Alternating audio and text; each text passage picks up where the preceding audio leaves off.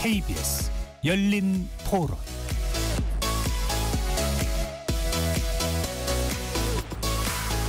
안녕하십니까. KBS 열린 토론 배종찬입니다.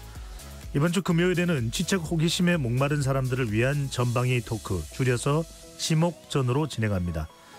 여러분은 맑고 청명한 이 가을 충분히 만끽하고 있는지요? 이번 주말에 전국 곳곳으로 가을 축제 즐기기 위해 계획 세운 분들 많으실 겁니다.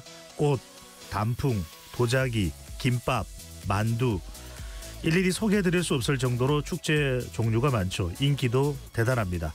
지난 주말 김천에서 열린 김밥축제에는 무려 약 10,000명의 시민들이 현장을 찾으면서 김밥이 부족한 상황까지 벌어졌다고 하는데요. 오늘 지목전 1부에서는 가을 축제의 계절, 성공의 조건은 무엇인가라는 주제로 전방위 토크 펼쳐보고요. 가을은 또 인생 최대의 축제, 결혼식이 많이 열리는 시기이기도 하죠. 결혼 비용, 축의금도 참 많이 올랐다라는 이야기가 나옵니다. 2부에서는 축의금으로 바라보는 경제에 대해 다양한 이야기 나눠보겠습니다. KBS 열린 토론 지금부터 시작합니다. 치열한 토론 속에서 더 나은 세상을 찾아갑니다. 올바른 세상을 만드는 첫걸음. 평일 저녁 7시 20분 KBS 열린 토론.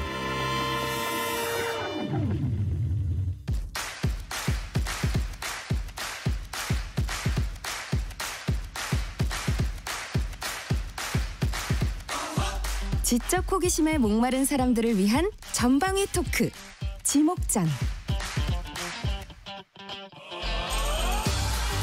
오늘 함께 하실 세 분 소개합니다. 나라를 걱정하는 물리학자 이종필 건국대 교수 나오셨고요. 안녕하세요. 이종필입니다. 규정을 거부한다. 손정혜 변호사 함께합니다. 안녕하세요. 손정혜입니다. 세상을 바라보는 날카로운 시선 김헌식 대중문화평론가 자리하셨습니다. 네, 안녕하십니까. 김헌식입니다. KBS 열린 토론은 시민분들과 함께하고 있습니다. 문자로 참여하실 분은 샵 9730으로 의견 남겨주실 수 있고요. 단문 50원, 장문은 100원의 정보 이용료가 붙습니다. KBS 모바일 콩과 유튜브를 통해서도 무료로 참여하실 수 있고요. KBS 1라디오의 모든 프로그램은 유튜브에서도 함께 하실 수 있으니까 많이 들어와 주시고 구독 꾹 눌러주시고 좋아요도 많이 보내주시면 좋겠습니다. 자, 오늘 이야기가 바로 축제입니다. 여러분들 축제 가보신 경험 참 많으실 텐데요. 하늘은 파랗고 신선한, 공기는 선선한 가을입니다. 축제나 단풍을 많은 분들이 검색하고 있다고 하는데요. 세 분도 축제 경험 있으신죠? 짧게 먼저 축제에 대한 기억 이야기 나누고 구체적으로 들어가 보겠습니다. 먼저 손정혜 변호사부터요. 네, 생각나는 축제 너무 많은 것 같습니다. 사실 운 좋게 그냥 여행을 갔는데 축제가 한창이었을 때 갔을 때 가장 럭키한데 얼마 전에도 백제 고도 부여 축제가 있어 갔더니 뭐 국화라든가 연꽃 이런 것들 장식돼 있어서 사진 열심히 찍고 왔는데요. 기억나는 축제들은 굉장히 많은데 그 중에 하나는 이제 해운대 모래축제도 이제 아이들이랑 해수욕장 갔는데 모래축제 때 딱 방문을 해서 정말 아름다운 뭐 광경들, 문학 작품들 많이 봤던 것 같고 이천에 이제 친척이 있어서 도자기죠. 갔었는데 도자기 축제 가서 또 맛있는 거 많이 먹고 구경하고 그릇도 사온 경험도 있습니다. 네. 도자기인데 먹거리를 주로 이야기를. 축제는 먹으러 가는 거예요. 알겠습니다. 이종필 교수는요? 저는 이게 뭐 많이 경험이 없어요. 학기 중에는 뭐 여기저기 다니기도 좀 쉽지도 않고. 네. 또 저는 이제 혼자 사니까 이렇게 뭐 이렇게 챙겨야 될 뭐 아이들의 그런 것도 없어서 사실은 축제에 갈 어떤 동기나 이런 게 좀 약한 편이긴 해요. 그것도 뭐 축제는 만인을 위한 행사니까요. 네. 혼자 잘 다니진 않습니다. 사람이 많은 데를 그렇게 썩 좋아하진 않고. 근데 예전에 그 뭐 보령 머드 축제인가요? 예. 네. 그 우연히 이제 그 근처에 이렇게 강연하러 갔다가 갔는데 그 또 이제 축제를 하고 있어가지고 그냥 이렇게 사람 구경하고 다녔던 그런 기억이 있네요. 그렇군요. 네. 보령 머드 축제 그러면 이제 좀 세계적인 또 행사인데 김헌식 평론가는요? 네, 이게 좀 시간의 흐름에 따라서 달라지더라고요. 그러니까 그 결혼하기 전에는 이제 부모님을 생각을 하고 이제 모시고 다니는 경향이 있다 보니까 주로 이제 어머니가 이제 꽃 좋아하셔가지고 뭐 튤립 축제라든지 벚꽃 축제라든지 뭐 가을 같은 경우도 국화 축제라든지 이런 걸 이제 쫓아다니게 됐고 그러다가 이제 결혼하고 아이가 생기니까 아이 따라가요. 그러니까 아이가 좋아하는 뭐 캐릭터 축제라든지 만화 축제 이런 것 또 심지어는 체험할 수 있는 가치 그래서 이렇게 좀 시간의 흐름에 따라서 저 점차 바뀌고 있는 게 아닌가 이런 생각이 좀 들었습니다. 그러네요. 누구를 위해서 축제를 가고 여행을 가느냐 이것도 참 중요합니다. 자, 지금도 진행 중인 축제가 있고요. 또 개최를 앞두고 있는 축제가 있는데 손정혜 변호사가 지금 열리고 있는 또는 계획되고 있는 축제들 좀 소개를 해주시죠. 네, 11월 전국에서 굉장히 많은 이색 축제들이 열리고 있습니다.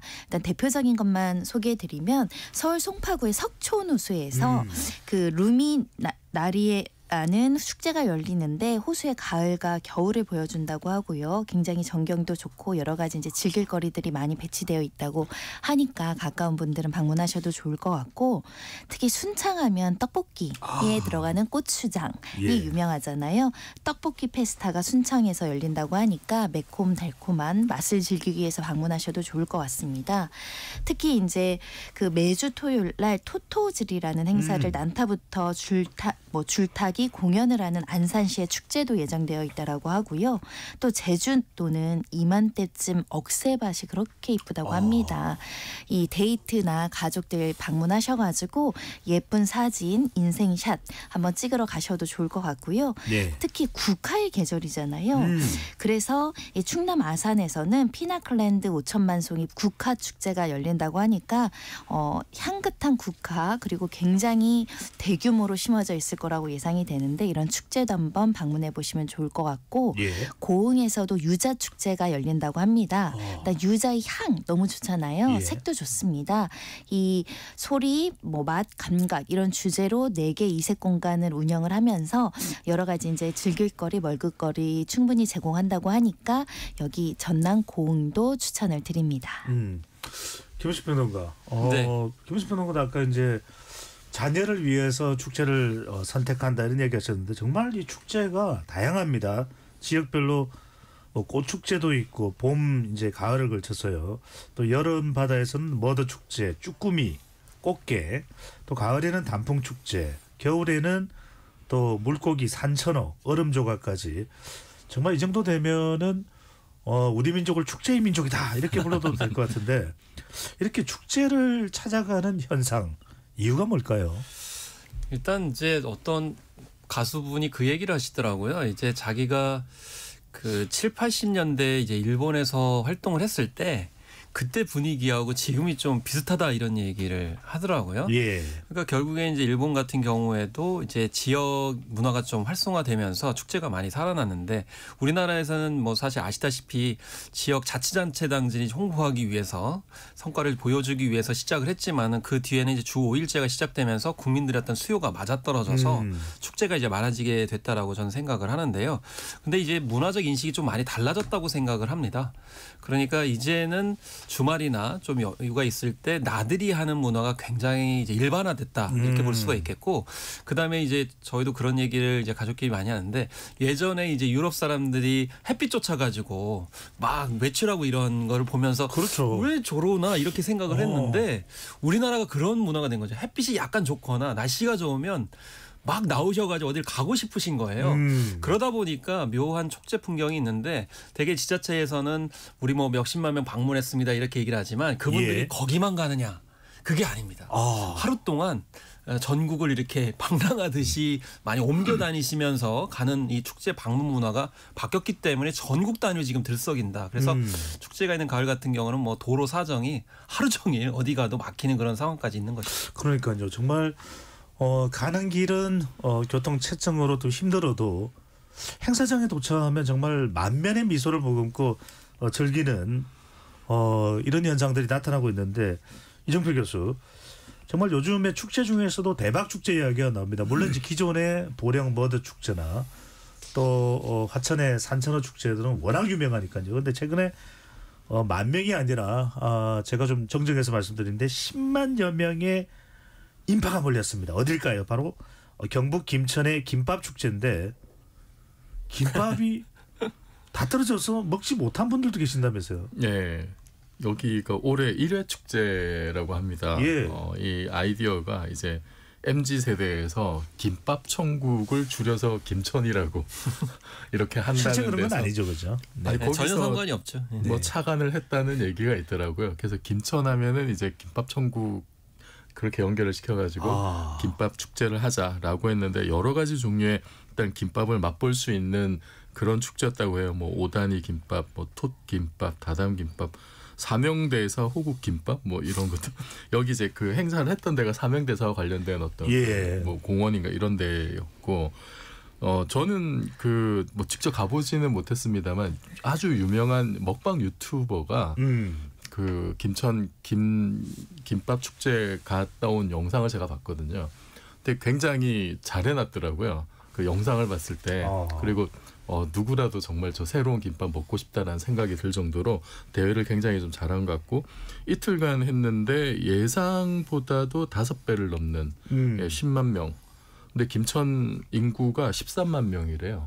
야, 그러니까 그 도시 인구에 버금가는 방문객들이 왔었고 처음에는 이게 이제 1회 대회니까 사실 수요 예측이 잘 안 되잖아요. 얼마나 올지.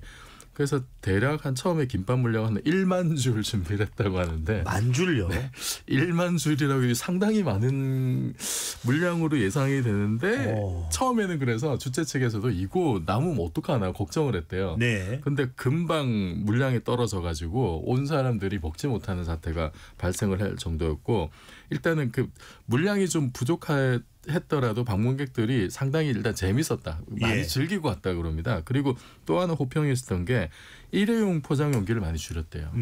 김밥을 담아주는 용기를 이제 뻥튀기에 담아준다라든지 아니면 다회용 용기를 사용한다든지 그런 거 굉장히 좀 신경을 썼던 게 역시 이제 사람들도 환경에 대한 인식이 전반적으로 높아졌으니까 거기에 호응한 것도 있었고 그리고 거기 김밥 축제의 마스코트가 꼬다리였다고 하는데 그러네요. 김밥에 꼬다리. 네, 제일 그 가장자리에 제일 맛있고 제일 양이 많은. 네, 나물도 튀어나오고 그렇죠. 시금치도 튀어나오는 당근 또 단무지까지 튀어나오는. 네. 너무 좋아하시네요. 꼬다리 없는 김밥은 김밥이 아니죠. 예, 김밥의 완성이라고 하시는데 그게 마스코트였대요. 네. 근데 이게 그 지역의 지자체 축제치고는 굉장히 이 마스코트나 이런 것들도 상당히 기념품이나 이런 것도 굉장히 잘 나와가지고. 그래서 처음 하는 대회치고는 굉장히 성공적이었다. 그리고 갑자기 5배나 많은 인원이 몰렸음에도 안전사고나 뭐 인명피해 같은 거 없이 뭐 굉장히 잘 진행된 것 같습니다. 이 점에서 좀 보충 설명을 드리면 이게 사실 인터넷에는 누리꾼이 아이디어를 낸 거잖아요. 근데 예를 들면은 그냥 지자체 명 이름을 가지고 축제를 하자라고 아이디어를 낸 거거든요. 아까 이제 김천도 그렇게 말씀을 하셨고 그다음에 고양시 같은 경우는 그냥 고양이 축제를 해라. 그리고 성남 같은 경우는 그냥 샤우팅 그러니까 화를 막 이렇게 뿜어내는 그리고 세종 같은 경우는 받아쓰기 축제를 하고 공주는 그냥 우리가 생각할 수 있는 공주 프린세스 뭐 축제를 하라. 이렇게 해서 이게 요즘에는 그냥 직관적으로 알아듣기 쉽게 이제 각인할 수 있는 그런 축제를 뭐 MZ 세대들이 선호한 것 같습니다. 정말 이 아이디어가 무궁무진합니다. 고향에 대해서는 고양이로 연결하고 언제 올 고향 뭐 이렇게 하는데 궁금한 거 하나가 그냥 짧게 요거 하나 짚고 넘어가면 좋겠는데 손 변호사 만약에 이 김천 김밥 축제에서 김밥 먹으러 갔는데 김밥이 없으면 이거 뭐 낙심한 마음으로 어떻게 소송을 할 수가 있는 겁니까? 이거 가지고 소송하는 인력과 시간과 비용 대비 패소율이 너무 높기 때문에 권하지는 않고요. 네. 이 김천 축제는 그 설문조사를 해서 우리 도시를 생각했을 때 떠오르는 걸 골라라 했을 때 김밥 천국이 제일 높았다는 거예요. 그래서 그거에서 이제 시작했다라고 하는데 막상 김밥은 없는데 떡볶이를 먹었는데 맛있었대요. 그래서 댓글로는 김밥이 없어서 화가 났지만 떡볶이가 위로를 해줘서 좋았다. 뭐 또 이런 부분이 있어서 일단은 이거를 문제 삼고 막 이거 왜 준비를 이렇게 했느냐라고 하기에는 지자체가 이렇게 폭발적인 인기가 있었을 줄을 예상하지 못한 부분을 찾아가신 분들도 어느 정도는 양해를 했다. 그런 점들을 고려해서 오히려 이거 화났다기보다는 좀 재밌었는데 다음엔 좀 더 많이 해주세요. 이런 느낌이지 않았을까. 이걸 여쭤본 이유는 김밥을 못 드신 분들이 그래도 떡볶이로 위안을 김천에서는 삼을 수가 있었는데 그래도 우리가 먹방하면은 대표적인 인물이 백종원 씨입니다. 백종원 대표인데 맛이 쭉 이렇게 유행어까지 있는데 첫 핵산물 축제에서 백종원 씨가 직접 사과하는 일이 있었다고 하네요.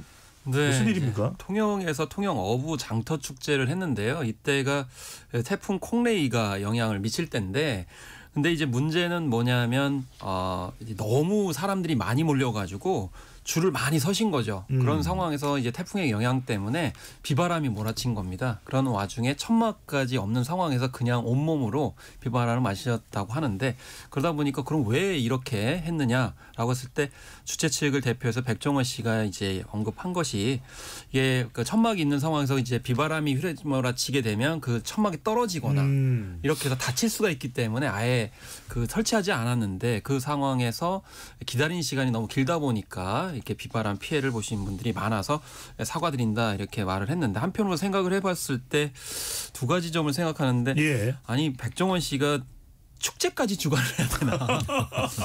외식 프랜차이즈 기업인데 어디까지 이 손을 미쳐야 되나 이런 생각이 좀 들기도 하고요. 네. 또 한편으로는 저는 지역의 현장을 좀 잘 아는 분들이 아무래도 해야 되는 게 아닌가 이런 생각이 좀 들어가지고 이런 점은 좀 제고의 여지가 있지 않나. 그래서 아무래도 이제 지자체 입장에서는 백종원 씨가 마이더스의 손 비슷하게 황금의 예. 손이니까 이제 애타게 찾지만은 좀 이런 점은 좀 사전에 주의를 해야 될 필요성이 있지 않을까 생각합니다. 백종원이라는 브랜드가 가지고 있는 그 상품성과 또 광고 효과 이런 부분도 상당히 또 노렸지 않나 싶은데, 또 백종원 대표가 본인의 고향인 또 예산에서는 충남 예산인가요? 상당히 또 성공을 거두었기 때문에 다른 지자체도 그것을 한번 또 시도해본 거 아닌가 싶은데, 이종필 교수, 그동안 축제 현장에서 사실 이제 많이 논란이 됐던 것은 바가지를 쓴다. 바로 이런 부분들이 우리가 심각한 문제점이었거든요. 근데 최근에 이 바가지 음식에 대해서 인증샷도 나오고 논란도 있었는데, 최근에는 이 바가지 요금을 막는 경우들도 많다. 그래서 축제가 더 성공하는 요인이 되기도 했다. 이런 분석이 나옵니다. 예, 그 바가지 요금은 그 KBS의 간판 예능인 1박 2일에서도 왜 그 출연자들이 갔다가 이렇게 정말 황당한 어떤 가격표를 보고 놀랐던 그런 장면이 있었죠. 그리고 뭐 진해 군항제라든지 여의도 벚꽃 축제, 뭐 경주 벚꽃 축제, 이런 이름만 되면 알만한 유명한 축제에서도 바가지 논란들이 굉장히 많았어요. 예를 들면은 뭐 꼬치 어묵 하나에 5,000원? 예?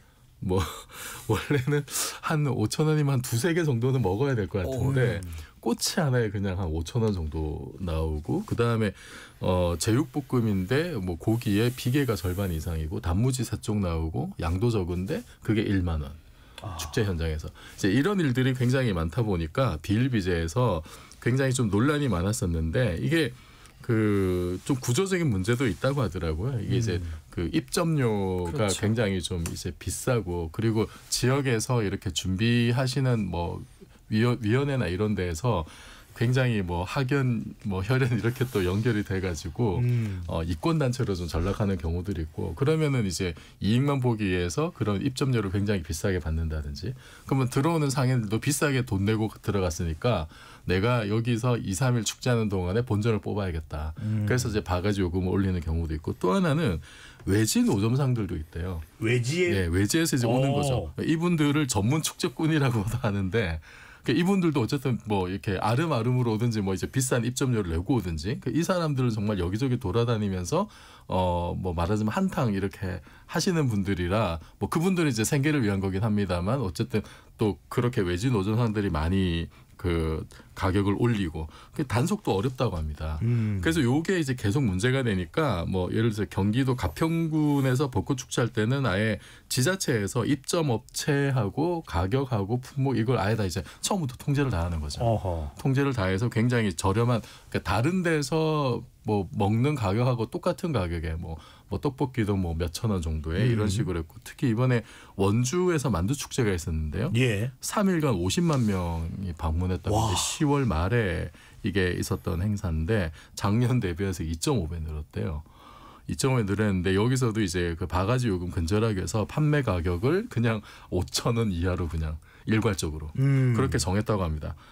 대신에 이제 가격이 떨어지면 좀 맛이 그럼 보장이 되느냐라는 문제가 있는데 예. 맛과 품질도 이제 보장을 하고 그래서 이게 지자체가 좀 적극적으로 나서서 이런 문제 통제를 하면 그러면은 굉장히 이제 방문객들도 사실 마음 상하지 않고 예, 가격이 조금 높더라도 그래도 이제 맛과 품질이 보장되면 어느 정도 이해는 하잖아요. 그죠? 터무니없이 높지만 않으면 될 텐데 이런 부분은 다른 데서도 좀 참고를 했으면 좋겠고. 알겠습니다. 네. 근데 소면에서 이 최근에 이제 축제 성공하는 큰 이유 중에 하나가 첫 번째로는 기획이 좋고 두 번째로는 아주 또 지역 주민들의 협조가 있고 세 번째로는 역시 가격입니다. 왜냐하면 바가지를 쓰고 나면은 두 번 다시 가기 싫다는 이야기를 하는 분들이 많은데 그동안 이게 법으로도 좀 잘 안 됐던 이유가 있었을까요? 이게 이제 법으로 규제하기에는 어려운 점이 있는 것이 적정 가격과 그것들을 이제 법으로 규제하기 시작하면은 너무 국가가 지나치게 개입을 해서 가격 통제를 한다라는 문제가 있을 거기 때문입니다. 다만 이제 지자체별로는 워낙에 그런 바가지 요금이 문제가 되니까 실태 조사하고 지도 점검하고 개선 명령을 내리고요. 실제로 지역 주체들이 그냥 이루어지는 게 아니라 사전 점검을 해서 지방재정법이라는 법에 의해서 관리가 되거든요. 그래서 이런 축제를 하면 지자체의 보조금 같은 것들을 쓰게 되고 그리고 이게 선심성으로 계속 축제가 열리면 안 되니까 이 통계를 가지고 좀 제한하기도 하고 특히 말씀하신 것처럼 지자체 장이 사적인 마음으로 이렇게 축제를 열어가지고 그 지역 주민들의 어떤 광고 효과보다는 정치적 목적으로 제기하는 것도 규제를 하거든요. 그런 과정에서 여러 가지 이제 규제도 하고 하는데 문제는 말씀드린 것처럼 그렇게 소위 말한 재하독이 벌어지는 일들이 종종 있고요. 그러다 보면 그 사람들이 유지관리 비용이나 이런 것들이 비용이 들어가니까 소비자들에게 전가하는 유통 방식이 있는 거죠. 그래서 그것들을 줄이기 위해서 지자체가 직접 우리가 축제를 직영하겠다 이렇게 나오는 지자체도 있었고 이렇게 직영을 하면 가격이 좀 정의가 되죠. 마음대로 높이지 않고. 그래서 대체적인 추세는 요즘에는 이런 추세가 돼서 누군가가 중간에서 수익을 가져간다거나 예. 그 자체를 수익 사업을 어떤 유통 과정에서 누군가 용역을 주는 방식을 좀 제재하겠다라는 제도들은 나오고 있는 상황이고요. 그리고 지금 워낙 국민들이 핸드폰을 가지고 유튜버 하시는 분들도 많이 가서 이 바가지 엄청 사회적인 논란이 되기 때문에 리뷰와 후기가 있죠. 네, 점차 그런 부분들은 수그러들지 않을까 그렇게 생각합니다. 이것도 모바일의 힘인데 근데 김은식 평론가 이 사실 이제 축제는 문화고 어떻게 보면 또 산업이기도 합니다. 근데 흥행 요건에는 분명히 뭐 많은 사람들이 얼마나 왔느냐 이것도 중요하지만 실속, 수익성도 중요한데 이렇게 가격 통제를 하다 보면 축제의 수익성이 또 축제로 얻는 경제적 효과 이건 어떻게 따져야 될까요? 그러니까 이게 축제의 성격이 이제 어떤 유형이냐에 따라 전 달라진다고 보거든요. 물론 이제 일부에서는 지자체의 축제들이 대부분 특산물에 한정돼 있다라는 점을 이제 지적하는 경우도 있어요. 너무 이제 특산물에 초점이 맞춰져 있다라는 건데요. 이제 그런 관점에서는 사실 처음 출발했을 때 지역 이제 특산물을 생산하는 농민들 이분들한테 수익이 돌아가도록 하려고 이제 지자체에서 축을 한 거는 겁니다. 중요한 거는 가격이 이제 중요한 게 아니고 정말 그 특산품을 생산하는 지역 주민들한테 그 수익이 돌아가느냐가 제일 중요한데 그런 부분들이 대부분 이제 부각이 안 됩니다. 예를 들면은 뭐 아까 김밥 전국 김밥 축제에서 10만 명이 방문했다라고 하는데 그럼 그 10만 명이 쓴 돈이 누구한테 돌아가느냐라는 거죠. 그럼 만약에 입점한 상인들한테 돌아가느냐? 그럼 상인들은 그건 지역에 있는 상인들이냐? 아니면 다른 데서 오신 분들이냐? 그리고 김이 생산되지 않는 그 지역에서 축제했을 때 그러면 지역 특산품을 소재로 했을 때의 축제의 어떤 성과는 좀 다른 문제가 발생하거든요. 그러면서 김을 다른 지역에 가져야 된다는 문제가 발생을 하거든요. 그렇네요. 김천이 바닷가에 있는 지역은 아니니까요. 네, 그렇기 때문에 그 축제의 성격이 어떤 것이냐, 그리고 주체가 누구냐, 그리고 수익은 어떻게 배분되느냐 이걸 꼼꼼하게 따져보는 것이 일단 중요하다고 볼 수 있는데 어쨌든 네. 그 화제가 됐기 때문에 어쨌든 이 김밥 축제는 뭐 지금 현재 눈길을 끌고 있는 거죠. 예, 첫 행사였는데 무려 10만 명 동원됐습니다. 그런데 명함이 엇갈리기도 합니다. 이 기후 변화가 아까 이제 우리가 경남 통영 축제를 이야기하면서도 백종원 대표가 사과를 할 수밖에 없었던 이유의 원인도 이제 기후인데 손정혜 변호사, 기후 변화가 축제에 영향 미친다는 분석도 나오네요. 네, 그렇습니다. 일단 기후 변화, 예를 들면 고온 현상, 이상 기후 때문에 예측 가능성이 빗나가서 축제가 완성도가 떨어지는 일이 종종 있다라고 하는데, 가볍게는 벚꽃 같은 거는 빨리 지잖아요. 작년, 재작년 제가 기억하기에도 벚꽃 축제 기간이 시작이 안 됐는데 벚꽃이 다 떨어져 있었던 시즌들이 있었거든요. 그럼 사실은 벚꽃이 없는 상태에서 축제를 진행하다 보니 벚꽃을 올려고 했던 그 관광을 하려고 했던 목적들이 좀 소실되는 측면이 있는데, 그만큼 이상기후 때문에 특산품 수확 시기가 엇갈리면서 축제가 취소되는 경우도 있고, 특히 꽃 같은 경우는 언제 개화되는지가 예측은 하지만 명중은 할 수 없잖아요. 꽃이 중요하네요. 네, 그러다 보니까 이 지역 출제가 이제 조금 불안정해지거나 취소되는 경우도 있다고 하는데, 이번에 이제 하동군 같은 경우에는 하동 악양 대봉감 축제를 이제 개최하려고 준비를 하다가 보름을 앞두고 취소를 했다라고 합니다. 2년 연속 취소가 된 것인데, 예. 그러니까 지난해 같은 경우는 급격한 기온이 감소돼서, 그러니까 추워서 냉해가 찾아왔다고 하고요. 올해는 반대로 너무 더워서 햇볕의 대임 현상이 있어서 이 대봉감 생산량이 줄어서 축제를 취소할 수밖에 없었다고 하고요. 그리고 충남 예산군에서 개최될 예정이었던 예산 황토 사과 축제도 이 기후 변화 때문에 이 지역에 있는 가수 농가들이 작황이 굉장히 좋지 않아서 이 실제로는 축제의 실효성을 유지하기가 어렵다고 취소를 결정한 상태입니다. 그렇군요. 이정필 교수, 이 기후가 축제에 미치는 영향, 왜냐하면 이제 축제는 또 계절을 타는 것이니까요. 가을 축제하면은 우리가 이제 단풍이 또 대표적인데 볼거리가 되는데, 이것도 좀 일정이 잘 안 맞는다면서요? 네, 그 단풍하면은 뭐 내장산 되게 유명한데 평년보다 단풍이 11일 정도 늦게 시작이 됐고, 지리산, 한라산도 뭐 14일 보름 이렇게 늦게 단풍이 지금 시작되고 있어요. 그리고 뭐 이게 원인이 되는 게 결국은 이제 최저 기온이 어떻게 되느냐가 이제 중요한 건데, 예. 단풍이 든다는 거는 최저 기온이 영상 5도 이하로 떨어졌을 때, 그때부터 이제 말하자면은 나무가 이렇게 월동 준비를 하면서 그러면서 광합성 기능을 이제 줄이면서, 그때 뭐 이제 색깔이 좀 바뀌고 숨겨졌던 색소들이 나오고, 예. 이렇게 해서 알록달록 예쁜 색이 나오는데, 요게 지금 작동을 잘 안 하는 거예요. 아직도 날씨가 더우니까요. 네, 최저 기온이 올해 10월에 역대 최고로 높게 올라갔다고 하는데, 기상청에서 그 2024년 10월 기후 분석 결과를 발표한 게 있습니다. 보면 올해 10월 전국 평균 최저기온의 평균이 11.9도. 예, 이게 근대 기상관측 시작된 73년 이래 가장 높은 기록이라고 하고, 전국의 평균 기온도 16.1도. 이게 예년보다 1.8도 정도 이제 높은 거라고 해요. 그러니까 이렇게 기온이 높으니까 단풍이 잘 들지도 않고 들어도 예쁘지도 않고 지금 이런 일들이 벌어지고 있습니다. 그렇군요. 아니, 김원식 변호사, 그러다 보니까 아예 이 기후 변화를 감안해서 진행을 하기도 하고 축제를요, 또 퍼포먼스도 이루어진다는데 어떤 내용인가요? 네, 일단 아까 이제 김밥 축제 할 때 용기를 뭐 이제 뻥튀기로 했다 이렇게 말씀을 하셨잖아요. 근데 이게 등장한 것이 이제 2021년에 전주에서 비빔밥 축제가 있을 때 비빔밥을 뻥튀기에다가 처음 담아내서 이번에 아예 이제 김밥을 그렇게 한 건데, 아까 다회 용기도 말씀하셨습니다. 이 다회 용기 같은 경우에는 이제 떡볶이 국물이 흐르니까 그건 이제 다회 용기로 하는 거죠. 거기에 흡수되니까 이제 또 맛도 약간 다를 수 있고요. 그런데 사실 이게 뻥튀기만 활용하는 게 아니고 밀기구를 활용한 접시나 이런 것들 활용을 하는데요. 뭐 쿠키 도우로 만든 컵이라든지 쌀로 만든 빨대, 옥수수로 만든 종이컵, 또 갑각류 껍질로 만들어낸 바이오 플라스틱까지 있는데, 이런 거는 가격이 비싸기 때문에 지금 현재 가성비가 제일 좋은 게 뻥튀기 그릇이라고 이렇게 얘기를 하고 있고요.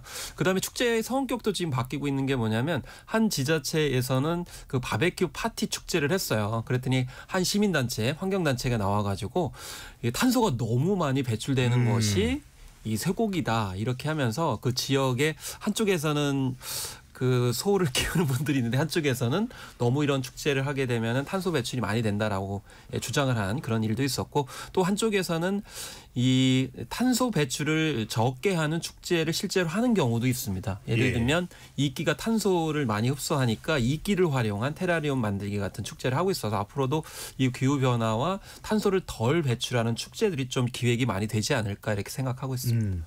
근데 흥미로운 것 중에 하나가, 당연히 우리가 축제에 어떤 명칭이 붙을 때 뭐 떡볶이 축제다 그러면 아주 밀접한 관련이 있다라고 생각하는데 김밥을 보면 꼭 그렇지만은 않은 것 같기도 하고요. 이종필 교수, 어떤 유자다 또는 떡볶이다, 불꽃이다, 꽃이다. 그러니까 그 지역과 꼭 밀접한 관련이 없는데도 불구하고 특정한 식물이라든지 또는 식품을, 음식을 연결하는 그런 이유는 뭘까요?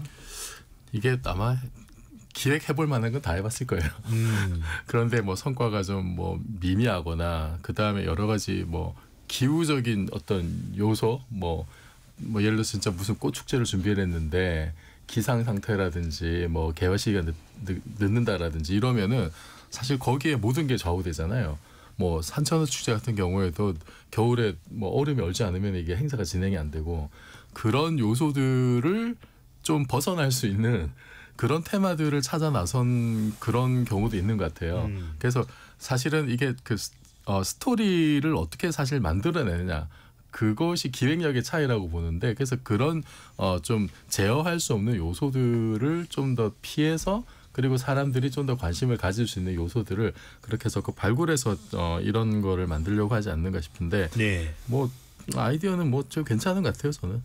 그렇게 축제를 할 경우에 좀 이게 근본적인 거를 좀 따져봐야 되는데 이 소멸위기 지자체의 경우에는 아까 10만 명 말씀하셨잖아요. 예. 10만 명 정도 이제 인파가 몰리면은 한 50억 원 정도의 경제 효과가 어쨌든 일어난다고 합니다. 수익 배분이 어떻게 되는지 모르지만 그런데 중요한 건 중앙 정부가 또 지원을 많이 해주거든요. 그러니까 최대 20배 정도의 수익을 얻는다고 하니까 연고와 상관없이 어쨌든 축제를 계속 해야 되는 상황이죠. 그리고 지자체 같은 경우는 좀 외진대로 갈수록 수익이 없는 그런 상황이 되기 때문에 그런 건데 그러다 보니까 지금 2020년에 전국에서 한 900여 건 열리던 축제가 올해 12월까지 한 1,170건. 약 한 24% 정도 늘어난 그런 상황인데 그러다 보니까 이 각종 논란이 이제 벌어지게 되는 거죠. 그러니까 아까 바가지 요금도 있습니다만 어떤 경우가 있냐면 지자체에서 예측을 못 해가지고 음식이 부족한 거예요. 사실 김밥 축제도 결국 동이 난 거잖아요. 그러니까 뭐 떡볶이가 있긴 있었습니다만은 다른 지자체 같은 경우 대체를 못 하니까 그래서 이런 본의 아니게 민폐를 끼치는 상황도 이런 구조 속에서 발생한다. 예. 방금 전에 이제 지자체 기획 이야기할 때 뭐 가령 그 지역과 꼭 밀접되는 건 아닌데 뭐 김밥도 우리가 오늘 여러 번 이야기를 하고 있고 유자다. 그런데 다른 지역에서 이럴 수가 있거든요. 손정희 변호사.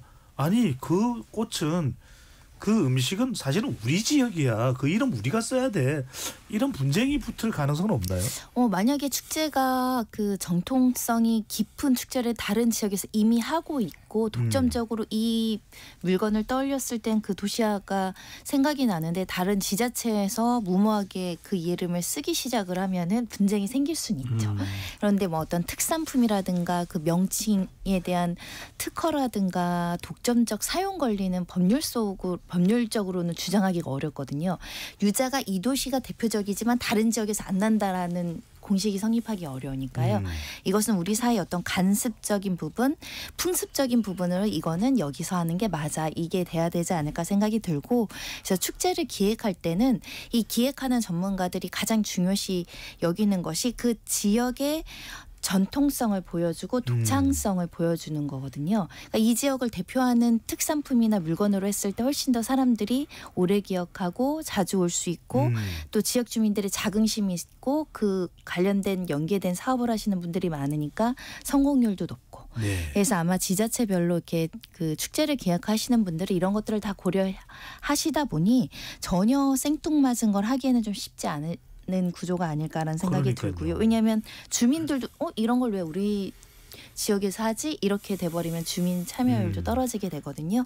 그런 만큼 이 주제 설정이 굉장히 중요하고 또 주제 설정이 잘 된 축제 같은 경우는 지금 K푸드가 세계적으로 나가는 만큼 우리 K 어떤 축제도 지금 세계적으로 알려지고 있거든요. 뭐 예를 들면 한평 나비 축제라든가 뭐 안동 탈춤 축제라든가 아까 제가 말씀드린 해운대 모래 축제 같은 경우는 워낙에 알려져서 외국 관광객들도 맞춰서 들어와서 축제를 축제를 즐기고 갈 정도로 하고 하니까 예. 단기간에 이것도 저것도 해보자보다는 정말 오래 갈 수 있는 기획이 굉장히 중요한 것 같습니다. 바로 그 대표적인 성공 모델이 강원도 화천의 산천어 축제입니다. 그런데 오늘 우리가 축제의 중요성, 축제의 또 성공의 이 원인이 되고 있는 것을 집중적으로 말씀드리고 있습니다만 산천어 축제 정말 우리 축제에 가본 사람을 둘러 구분할 때 산천어 축제 가봤느냐 안 가봤느냐로 기준을 삼다는 이야기도 나오는데 문제는 뭐냐면 대규모의 송어, 빙어가 많이 이제 여기서 이제 잡히게 되는데 이종필 교수 그러다 보니까 이게 뭐 물고기가 됐든 아니면은 동물이 됐든 동물 학대 논란에 좀 불거지면서 이것이 논란이 되게 됐습니다. 이 점은 어떻게 보세요? 예, 그 올해 그 1월달에 2024 화천 산천어 축제가 있었는데 개막하던 날인 1월 6일에 39개 시민단체가 그 동물학대 규탄하는 기자회견을 개최했어요. 화천군청 앞에서. 그 내용이 뭐냐면은 일단 그 23일간 축제를 하는데 여기 풀리는 산천어가 이제 60만 마리. 이게 전국의 양식장에서 이렇게 인공적으로 그 부화시켜 가지고 전국에서 그 화천군으로 이렇게 이동을 하는 거거든요. 잠깐만요. 그러니까 화천에 있는 산천어도 있겠지만 전국적으로 그 산천어를 일단 양식을 해서 다 모으게 되는 것이네요. 100% 양식이에요. 그래서 이게 그 실제 화천에 그 산천어가 그 얼마나 있는지 잘 모르겠는데 오히려 좀 외래종에 가깝지 않느냐 이제 일단 이런 얘기들이 있고 예. 그 과정에서 뭐 밀집 사육을 한다든지 이제 축제 전에 굉장히 굶긴다든지 그리고 이동할 때도 장거리 이동하면은 또 상당히 스트레스를 받기도 하고 그 다음에 중요한 뭐 행사가 맨손 잡기, 얼음 낚시 이런 것도 있는데 이것도 일종의 좀 동물학대가 아니냐 이제 이런 주장이 있었고 그리고 이게 화천천이 상수형 보호구역이라고 하는데 한 2km 정도 얼음판 설치를 하려고 이제 제초하고 풀 다 뽑고 물막이 공사하고 예. 뭐 이제 이런 인위적으로 이렇게 환경을 갖추다 보니까 이게 좀 이제 논란이 있어요. 그래서 2020년에는 동물보호단체가 이렇게 뭐 동물법보 위반 혐의로 화천군수나 주관기관 고발하게 됐었고 뭐 경찰은 불기소하긴 했습니다만 근데 이게 가시적인 성과는 또 되게 좀 크기도 해요. 누적 관광객이 153만 명, 뭐 외국인도 한 8만 명 정도 왔다고 그러니까요. 워낙 성공한 외신에 소개한 사례도 네. 600건, CNN인가 거기서 꼭 가봐야 될 축제 중에 하나라고 또 소개도 됐었고 그리고 지역 농민들은 농산물 판매도 하고 이제 뭐 일자리도 만들어주게 되고 축제 파급 효과가 평균 1천억 원 정도. 알겠습니다. 김원식 변호사 어떻게 보십니까? 이런 여러 가지 동물권과 관련되는 고민 또는 그 축제의 산업적인 이 성공의 측면 어떻게 고려돼야 될까요? 여기 뭐 3년 전부터 뭐 시민단체가 동물학대 논란 제기했다고 하는데 저는 10년 전부터 이거 매년 계속 비판했거든요. 근데 여기서 뭐 제 입장을 얘기하는 건 아니고 전 다른 관점에서 좀 보고 싶어요. 그러니까 뭐 지역의 그 화천 같은 경우에는 좀 지역 경제 활성화 차원에서 하는 어떤 고민이 사실 있는 거고 예. 그다음에 지자체에서도 많은 비판을 받다 보니까 약간 개선을 한다. 뭐 축제 전에 굶김 없게 하고 그다음에 봄철까지 이게 부패한 사체라든지 살아남은 그 산천어가 이제 오염시키는 걸 방지하기 노력을 많이 한다 이렇게 하는데 저는 다른 측면에서 그 교육권을 이야기하겠습니다. 그러니까 여기에 많은 가족 단위로 가가지고 아이들하고 같이 참여하시거든요. 그런데 나의 즐거움을 위해 가지고 이런 산천어를 60만 마리를 양식을 해가지고 집어넣고 그런 상황에서 내가 낚시를 통해 가지고 그걸 즐기는 것에 대해서 과연 자녀 교육상 바람직한 것인지 이런 점을 좀 생각을 해볼 수 있지 않을까 저는 그래서 이런 아이들과 가는 예. 것에 대한 문제를 좀 지적해보고 싶습니다. 알겠습니다. 축제에 대한 생각은 여러 가지로 또 호불호가 있는 것이니까요. 방금 전에 또 김은식 평론가의 의견도 있고 또 그렇지 않은 다른 분들의 의견도 있을 겁니다. 또 화천 관계자분들은 또 다른 생각이 있을 수 있는 부분이니까요. 다만 손정희 변호사 이런 부분들을 뭐 법적으로 축제 관련해서 뭐 동물권이다 또는 어떤 환경 보호다 이런 부분들을 법적으로 제기할 수 있는 상황 어떻습니까?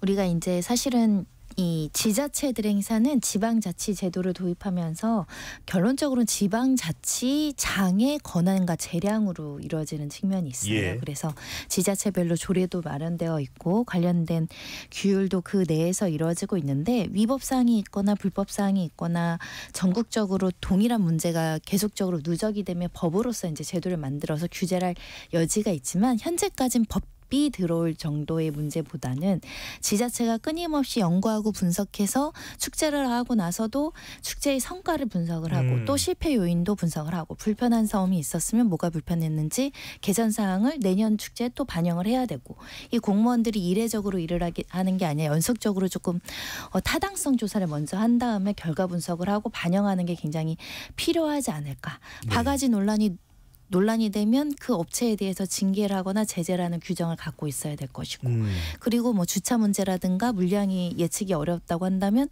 정확하게 수요 조사나 이런 것들을 할 수 있는 방법들을 고안해내고 이런 것들이 좀 중요하지 않을까 생각이 들고요.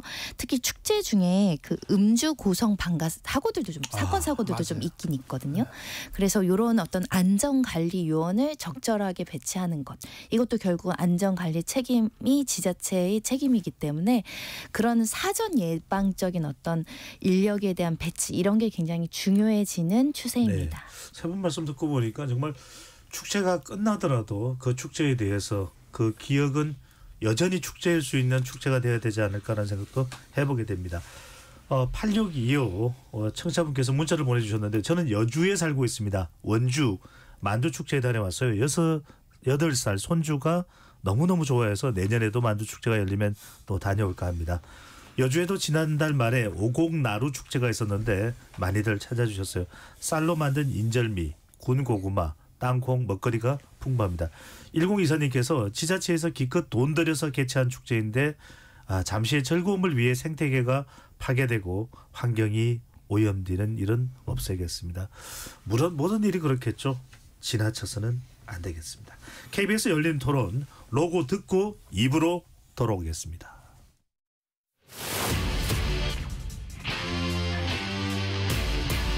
토론에 정답은 없습니다. 토론이 세상을 바꿀 수도 없습니다. 하지만 질문은 새로운 세상을 만들 수 있습니다. 질문으로 올바른 세상을 만드는 첫걸음 KBS 열린 토론.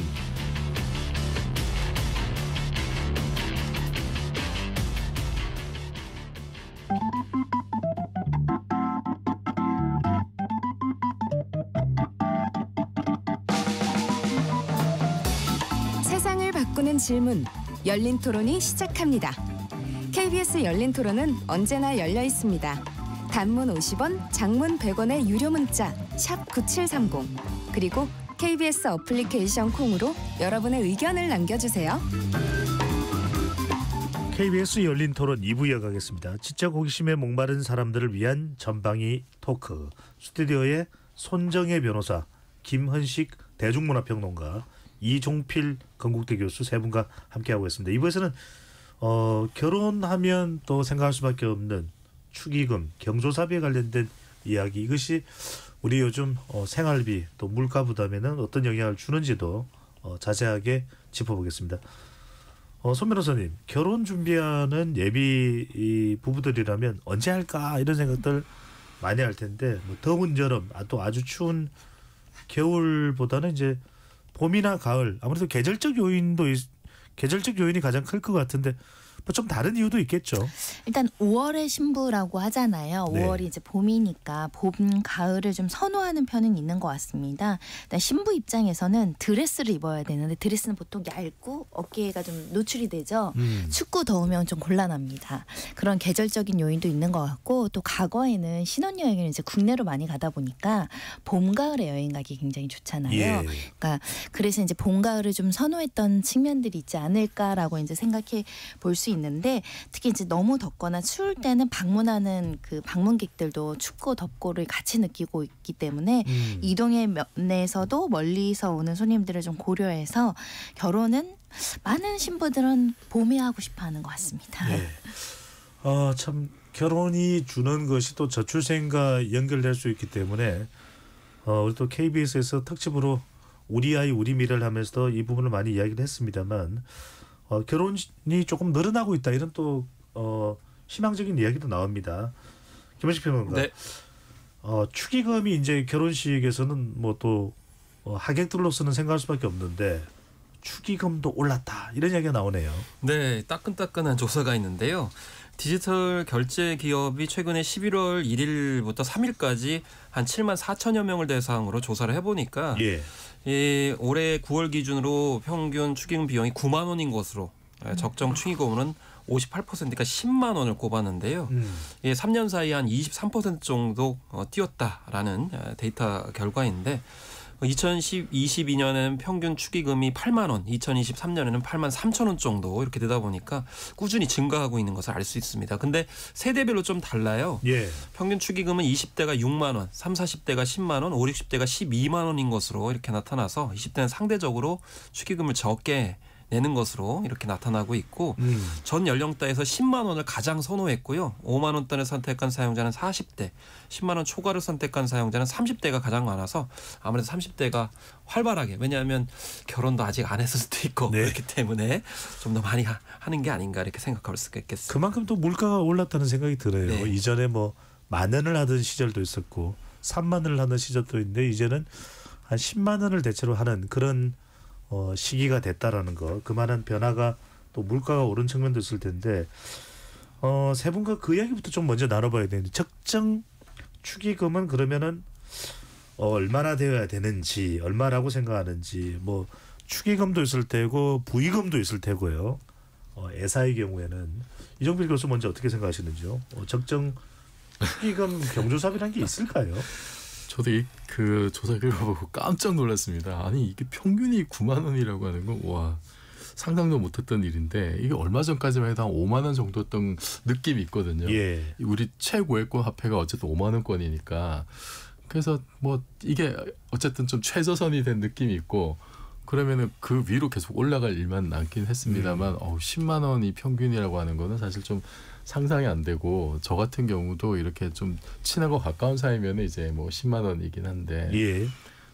좀 이렇게 뭐 장례식이라든지 이런 좀 애사 같은 경우에는 그래도 좀 많이 주려고는 하죠. 근데 저는 이제 결혼을 아직 한 적도 없고 네, 그래서 이게 사람들이 결혼식 같은 거 저한테 소식 좀 잘 안 알리기도 하고 네. 그리고 제가 좀 잘 안 가지기도 하고요 결혼식은 그래서 결혼식에는 약간 그 좀 마음적으로 아니 나는 결혼도 아직 못했고 앞으로 할 가능성도 별로 없는데 남의 결혼식 가서 돈을 많이 내는 것에 대한 약간의 심리적인 어떤 좀 그런 건 좀 있습니다. 예. 네. 손 변호사는 어떻습니까? 뭐 기준을 어떻게 정하고 있는 게 있습니까? 굉장히 어려워요. 저는 이제 결혼보다 이제 어르신들 부의금 내는 일들이 좀 더 많아지긴 했고 이제 결혼식은 지인들의 자녀가 이제 결혼하기 시작을 해가지고 좀 고민이 되는데 일단 친분 관계에 따라서 금액이 달리하는 건 너무나 당연한데 그 친분의 기준이 너무 애매모호하고 추상적일 때가 있고요.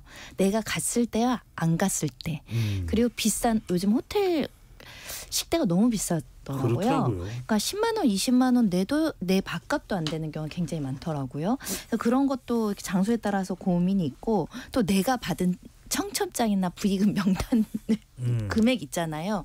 근데 그 시점과 지금으로의 시점 물가가 너무 많이 올랐습니다. 그래서 이거를 거의 더블 이상을 해도 되는 것인가에 대한 고민을 한번 할 때도 있고요. 네. 특히 이제 또 어떤 경우에는 화환을 보내는 경우가 있어요.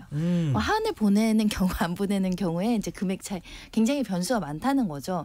너무나 다양한 변수를 고민해서 하다 보니까 많은 분들도 5만 원이야, 10만 원이야, 20만 원이야, 30만 원이야 그런 고민을 할 수밖에 없는 것 같고요. 네. 그때 고민해서 냅니다. 좀 고민되면 조금 얹혀서 내는 것을 택하는 편인데 아무튼 좀 어려운 숙제 같아요. 예. 유독 이 정을 강조하는 우리의 또 문화 때문에 그런 영향이 있지 않을까 싶은 생각이 드는데 김민식 평론가는 가지고 있는 기준이 있나요? 저는 원래 축의금 하나도 안 냈고요.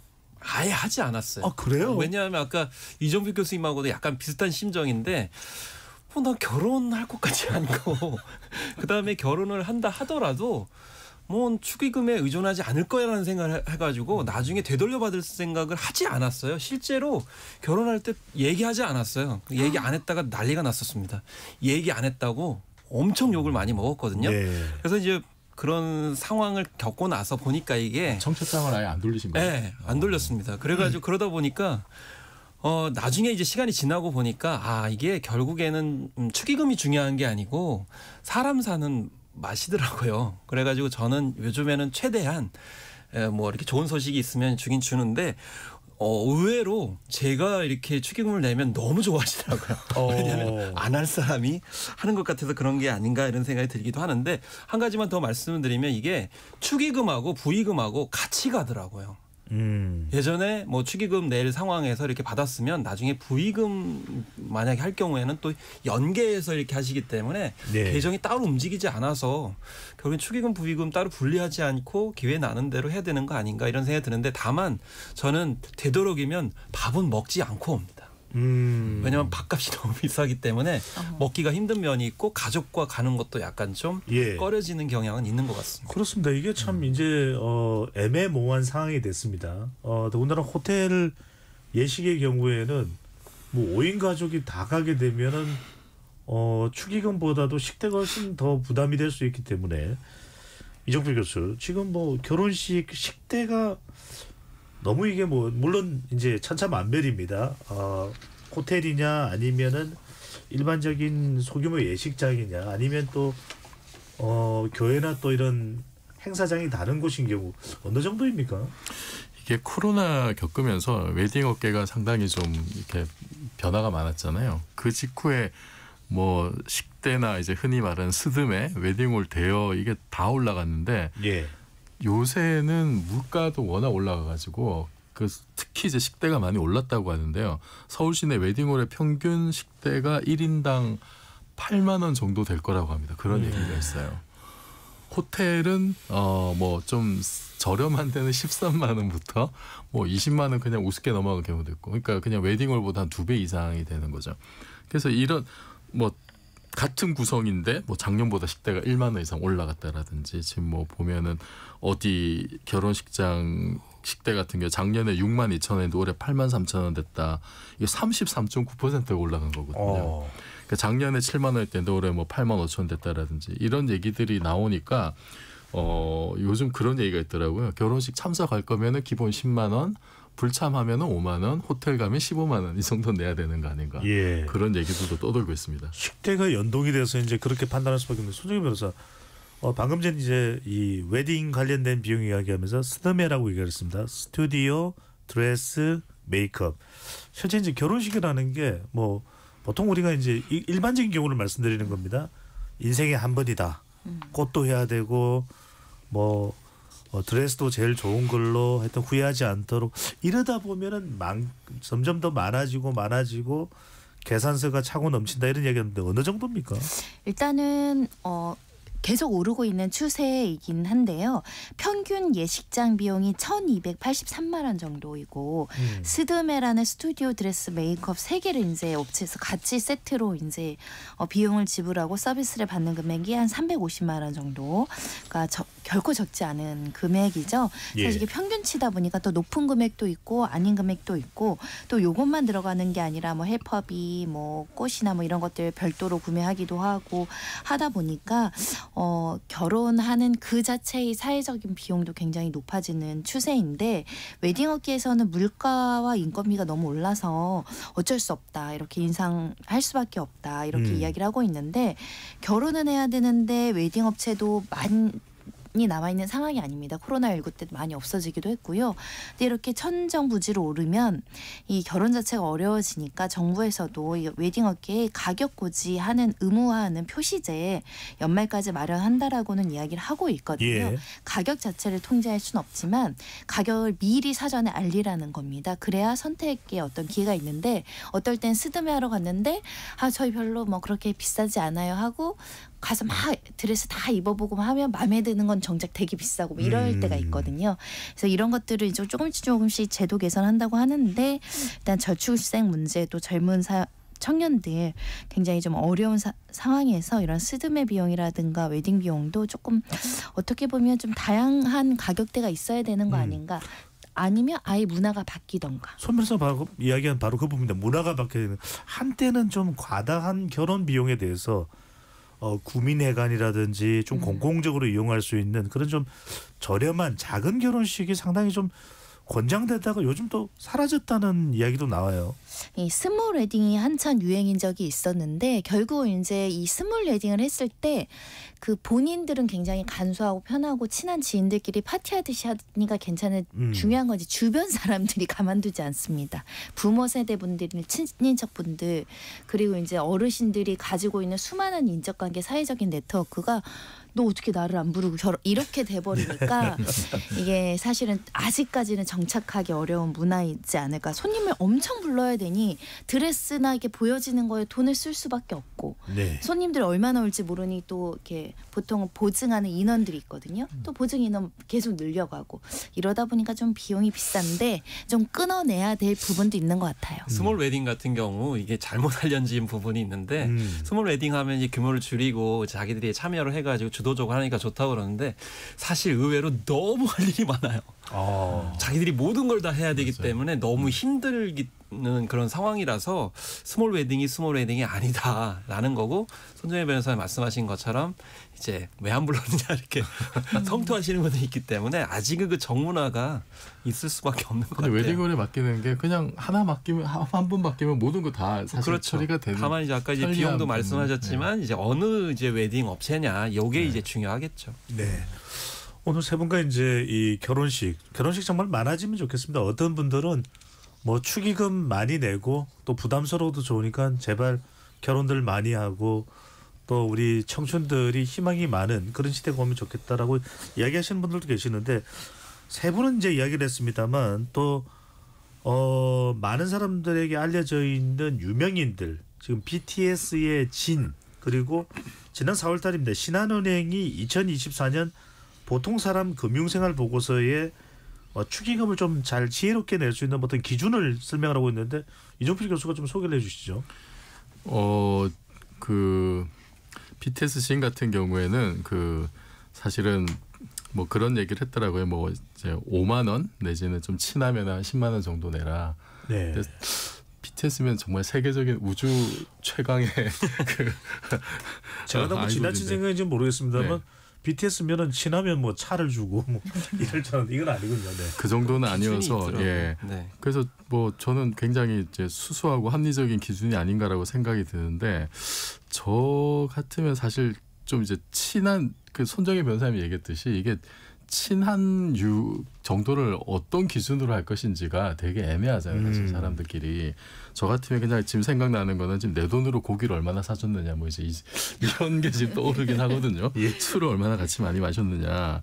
근데 이제 고민이 되면은 좀 내가 손해 보는 쪽으로 가는 것이 대체로 모든 면에서 그게 좀 사회생활하는 팁 중에 하나인 것 같아요. 예, 애매하거든 오히려. 네, 애매하면 내가 좀 손해 보고 내가 좀 수고를 더하는 쪽으로. 이게 뜻하지 않은 손해는 굉장히 감당하기 힘들지만 내가 자발적으로 좀 손해를 보는 경우에는.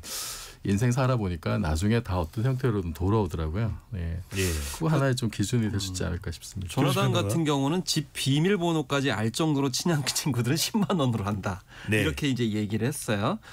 그런데 사실 이제 앞서서 이제 5만 원 말씀을 하셨잖아요. 근데 이 신한은행이 발행한 뭐 그 생활 보고서에서도 5만 원을 낸다는 사람이 52.8%나 됐으니까 아까 10만 원, 9만 원 말씀드렸는데 실제적으로 5만 원도 상당히 많다는 겁니다. 그러니까 너무 10만 원에 연연하시지 않았으면 좋겠고 그다음에 이 자주 소통하는 직장 동료에게는 10만 원이 필요하다. 거의 매일 연락하고 만남이 잦은 친구는 여전히 10만 원, 그 더하면 한 20, 30만 원 이렇게 된다고 하는데 저는 이게 가장 눈길을 끄는 게 뭐냐면 잘 벌면 더 낼 수도 있고 못 벌면 덜 낼 수도 있는 거 아니냐. 이 대목이 가장 인상적이었습니다. 네. 그리고 갑자기 연락하는 사람들한테는 축의금을 안 한다 이렇게 말씀하시는 분도 있어 그것도 굉장히 현실적이지 않나라는 생각이 듭니다. 네, 참 이게 기준이 제각각이다 보니까 은근히 이제 고민이 되기 때문에 오늘 주제를 한번 다뤄보는데요.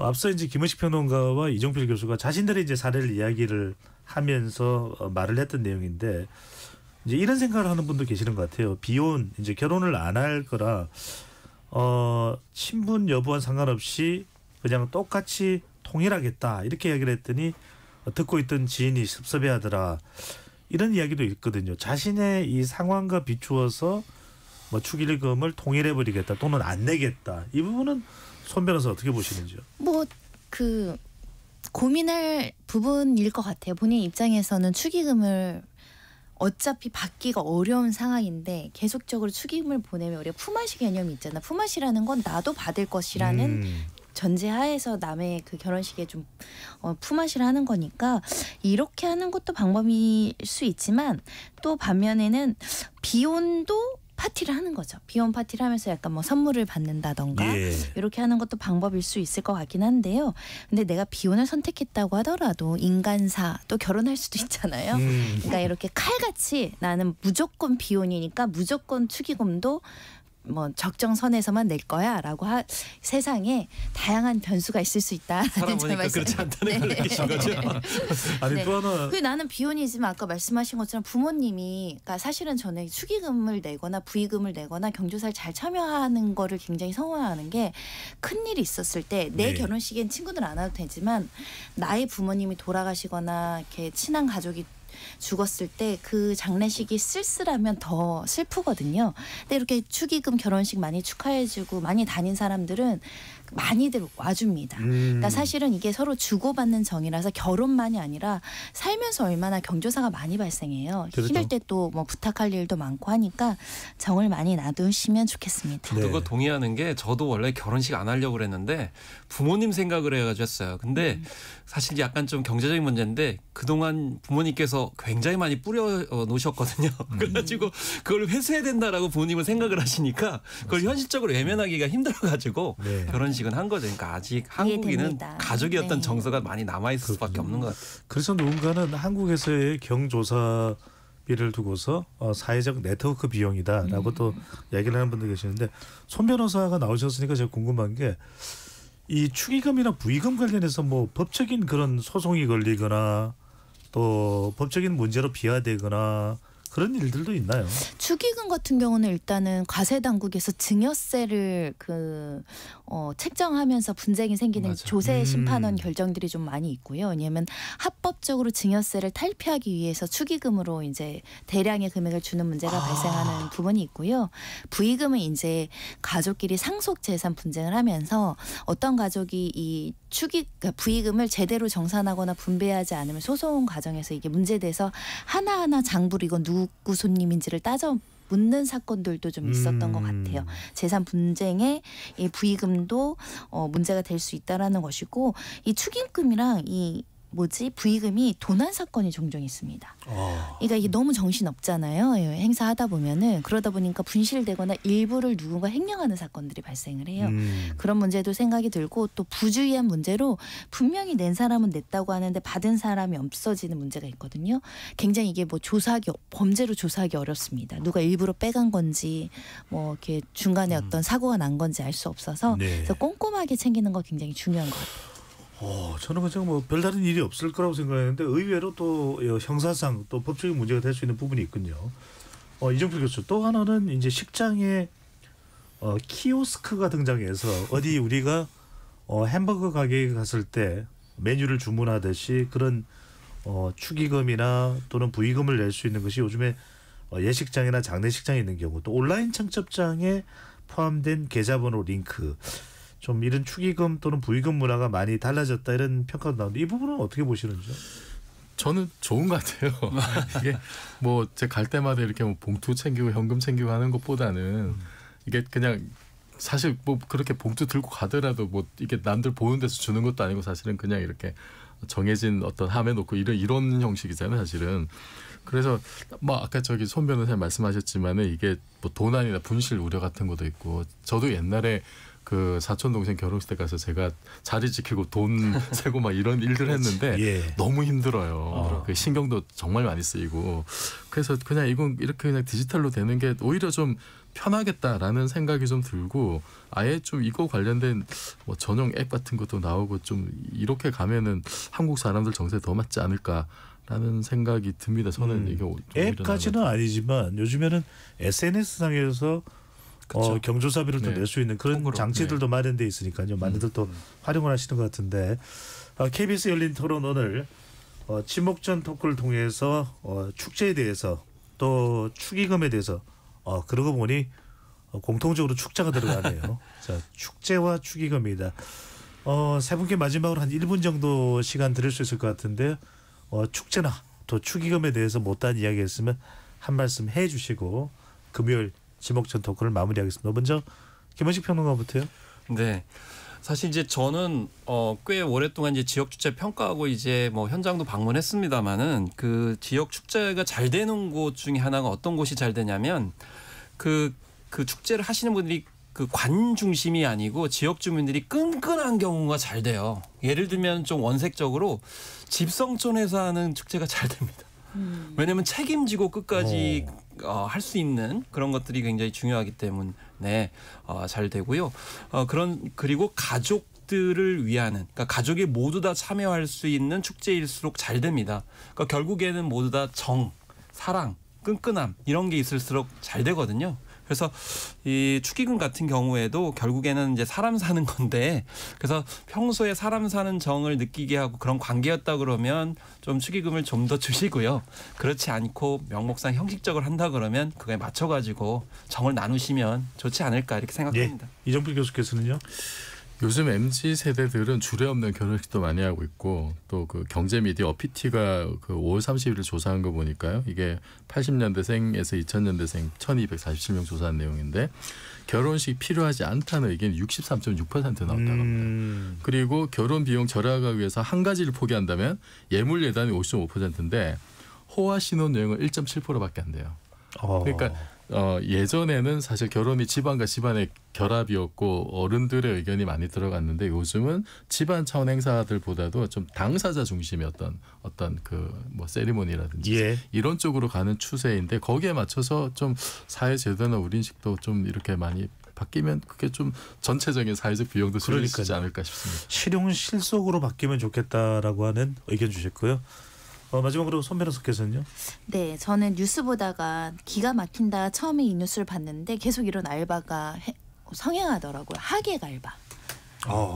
사실 이게 얼마나 대표적으로 이 그 행사를 우리가 눈으로 보여주는 허례허식을 하고 있는지를 보여주는 겁니다. 그래서 이런 진짜 축하하는 사람이 아니라 알바까지 써서 이렇게 사람이 많은 것처럼 보여야 되는 이런 현실을 조금 우리가 바꿔 나가야 되지 않을까. 우리 세대가 바꿔야지 좀 아랫 사람들이 결혼식 진짜 즐기듯이 축제처럼 할 수 있고 뿌린 거 걷어야 되고 어른들 다 챙겨야 되고 뭐 연락할 때가 수백 명 뭐 수천 명 이렇게 되면 너무 힘들어지는 과정이 안 그래도 결혼하다가 많이들 싸우거든요.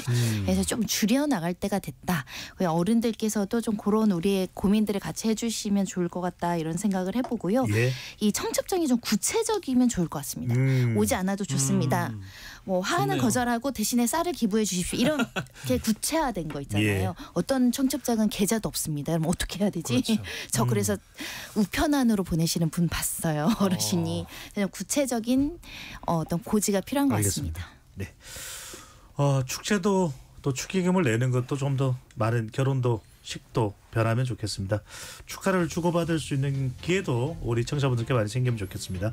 KBS 열린 토론 이것으로 모두 마무리하겠습니다. 세 분 토론 고맙습니다. 감사합니다. 네, 감사합니다. 지금까지 KBS 열린 토론 배종찬이었습니다.